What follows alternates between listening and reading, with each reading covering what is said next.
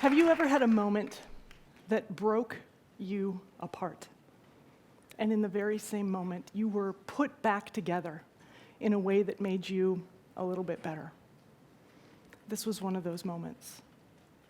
The call came on a Thursday afternoon. It was my mother, and she was all business.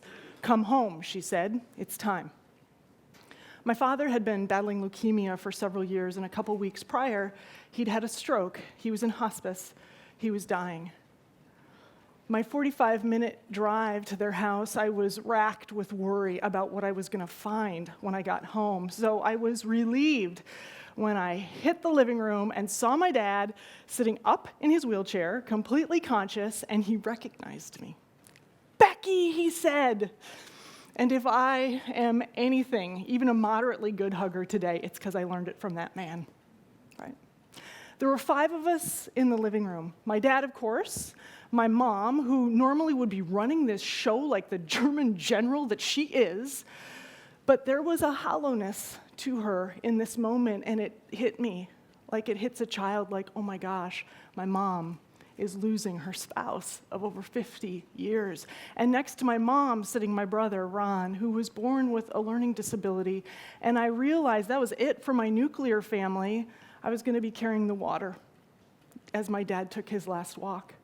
But the 5th person in the room was my dad's hospice nurse. Her name was Kelly, and she's actually the person who convened the meeting, and she started right in. She started to tell us what was going to happen in the coming days. She said that my dad would start to show signs of death from the outside in, so his feet would turn blue, and they would get cold, and eventually he would kind of die into the middle of himself, and it was too much to remember, so I sort of reached into my work bag, I grabbed a yellow legal pad, I started taking notes, right? I just started taking notes, everything she was telling me, who to call, at what time, what people were going to be able to provide for us. And as I flipped the paper to the 2nd page of notes, I had a panic attack because I realized I was supposed to leave for a client trip in a couple of days, and before I could even stop it from coming out of my mouth, I said, "When is this going to happen?"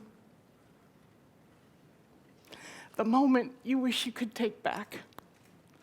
But Kelly was an angel with no judgment in her face. She looked at me and she said, "Why are you asking?" And I said, "I'm so sorry. I know that came across as insensitive, but I just remembered I have a work trip and I don't know if I should cancel and blah, blah, blah, blah, blah." And then she gave me a beautiful gift. She said, "Rebecca, in life, all of us are given 5 balls.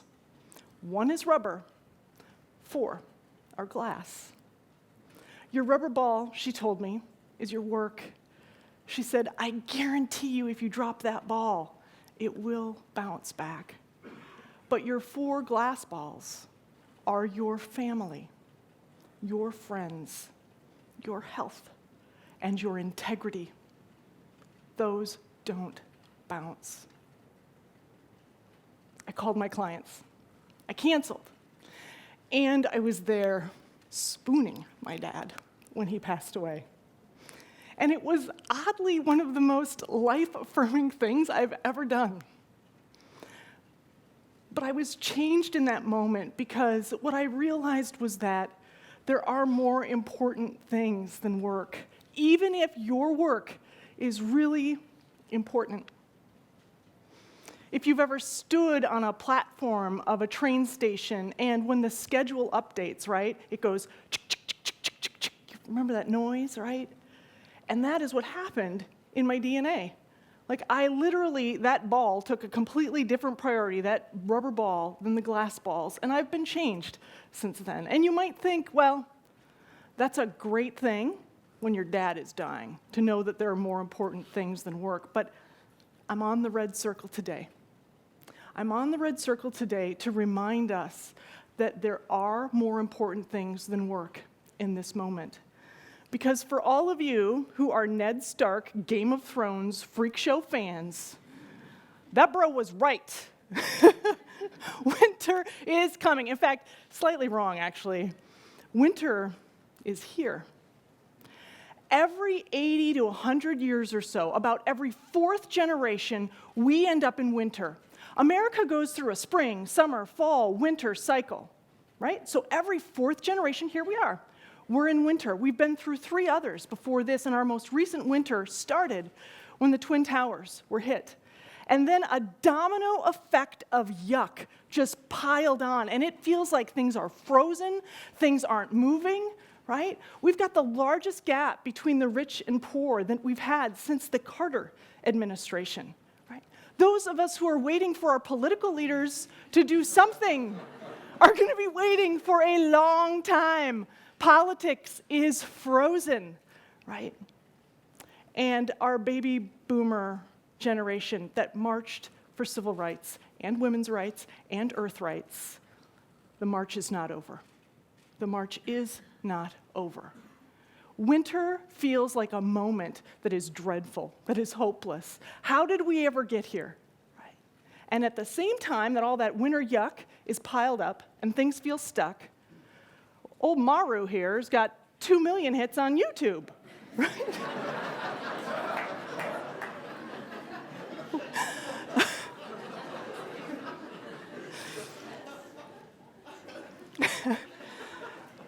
It is winter. And I realize you might be turning to the person next to you right now and like, let's go home. This is a total downer, right?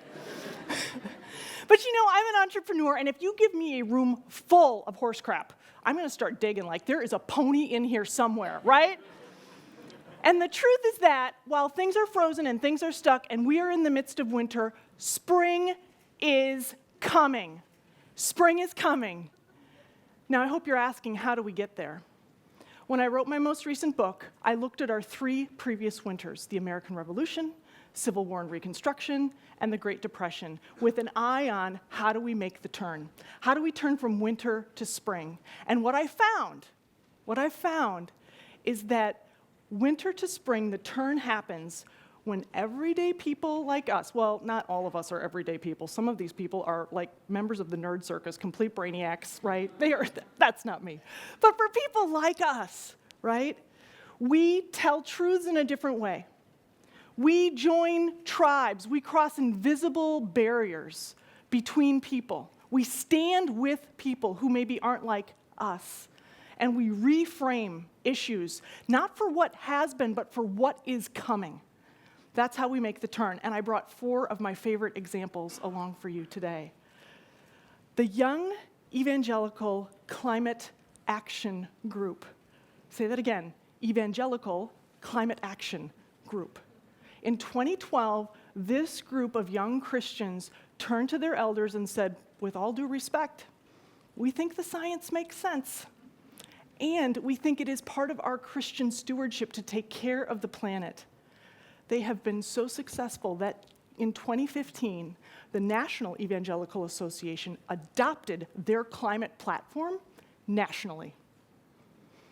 Then we've got John Wetzel, the Pennsylvania Secretary of Corrections. And he is reframing a really important issue. He says, how can we call it corrections when no one gets corrected? Right? How do we do that? So he is using some of the tools from medicine, right? Doing large population samples, testing what works, using pilots and distributing those pilots when they work to more. Not only is he reforming the system, he is reforming the people. This gal, Isabel Sawhill, I have to admit, I have a soft spot in my heart for policy nerds, and she is like right up there, right? Isabel Sawhill is a senior policy expert at the Brookings Institute, and she has gone on record saying, and you can see, right? I am a senior citizen myself, she said, and I think a society that spends more on its elders than it does on its children doesn't have much of a future. And she is writing really smart policies about how to rebalance our investment at the edges of our population. Finally, my passion project, the young men of mentoring positives. These young men planted the acre of tomatoes, peppers, onions, jalapenos. They worked with local chefs to perfect their award-winning recipe for salsa, and they named it Off the Block. It captures the inspiration of how they are using social enterprise and micro-business to get themselves off the block. And by the way, it is selling out like hotcakes. It's crazy. It's fantastic. These 4 examples, I hope, help spur you to think, what truths do you need to tell? What issues do you need to reframe for the America that is coming, not the America that is gone? And whom do you need to stand with? What invisible lines do you need to cross? I wish that I could tell you that this work is easy. It is not. Winter is cold. It is hard. Sometimes, we're in Boston, sometimes it feels endless, right? But this work can be done, and it must be done. And in those moments when you feel heartbroken, when you feel stuck, I want to leave you with this last postcard. Think of it as a love letter from me to you. I want you to picture this empty chair. And in that chair, put a 4-year-old child. This is the 4-year-old who will inherit our next spring.